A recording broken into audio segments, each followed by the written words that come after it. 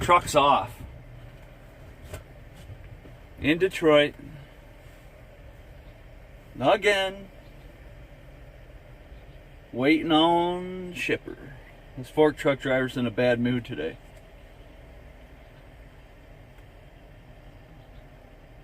Hopefully I'll be getting in here soon so I can get to Chicago and head back to the warm weather in Atlanta.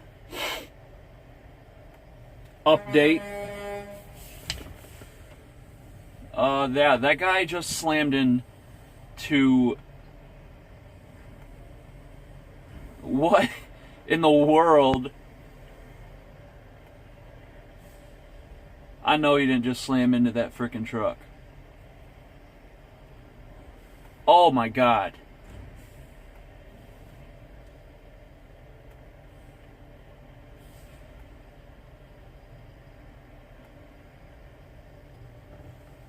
What is he doing?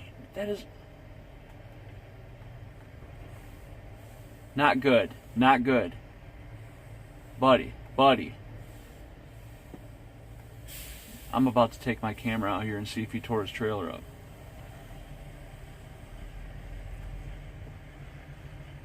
Oh, he might have been good. It looks like... There he goes. He's straightened out. Oh, God. Alright, so on a quick update. I had 2 videos on what we're deciding, and I'm thinking we did a huge, like 2.5, 3 hours yesterday of getting our cost per mile, and I'm thinking, now that I'm looking at the big picture, I might go with the first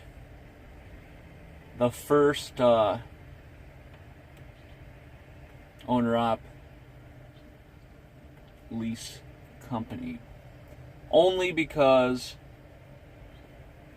the only difference is the truck. It's 2 years older. And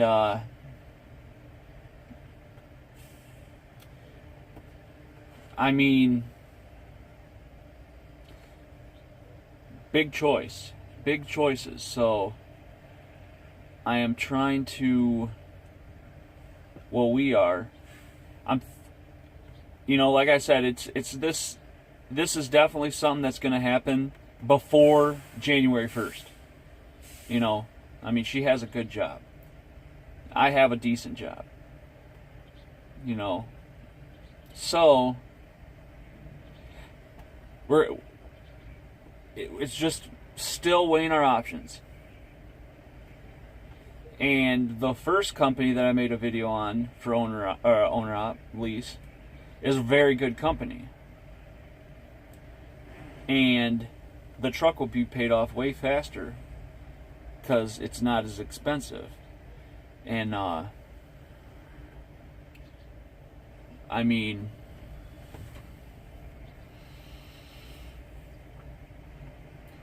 just some things to think about. And either way, you're going to make better money. If you can handle the paperwork, handle studying, making yourself better, handle everything that is involved in being an owner-operator, because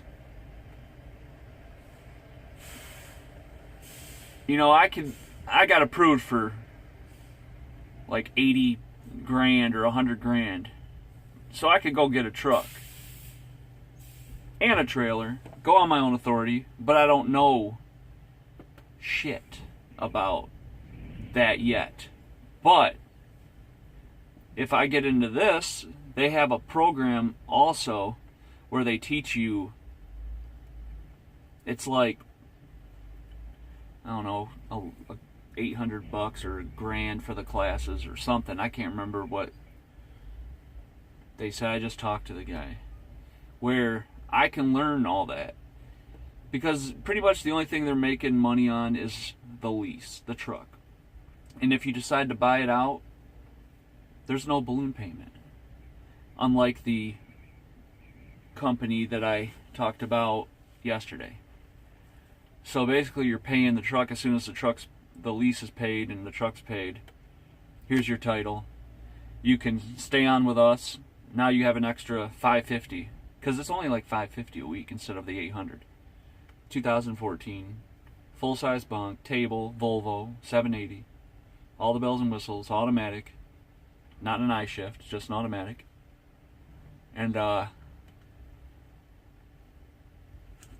it's been broken. And the thing with this company, this is the only catch.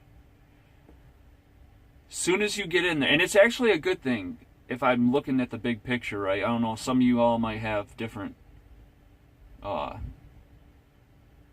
thoughts about it, but for the first 3 months, now what you do is you get hired in, everything gets approved. You go pick your truck out. You now drive as a company driver for the first 3 months. So they say you're averaging about 13, 14, 15 gross. So you're working as a company driver, but during that 3 months, they're handling every maintenance. You're working out the bugs of the truck. 3 months is a good time to work out, 60% of the bugs, especially if there's electrical issues. And a lot of trucks have electrical issues. So you're driving for 3 months with the truck you picked out that you're going to lease. You're basically working as a company driver. They're handling all the maintenance. They're making sure the truck is sound. Mechanically, everything's working good. They want to make sure it's going to be a good fit for you. It's going to run good, so they give you 3 months. They pay for everything. Tires, turbo, engine. I mean, if it's the engine, you'll probably pick out a different truck. And then you'll finish off if you halfway through, and then they'll add an extra. You'll go owner op, but they'll still cover for that remaining. They want 3 months. They give you 3 months. They work on the truck, work out the bugs. And then, so you're working as a company driver for 3 months while they're making sure that truck is mechanically sound before you lease it. At the end of 3 months, they make sure this is the truck you want. Everything. This is what we did to it. They keep up on the PMs. They keep up on They got like type A, B, C, different maintenance scheduling, and then you sign on it. Now you're an owner operator or owner lease operator, and now you took over. You still get some fuel surcharge. I think it's like 20 cents or something, which in 100, you driving 100 to 130,000 miles a year, 120,000 miles a year. That adds up. That fuel surcharge adds up.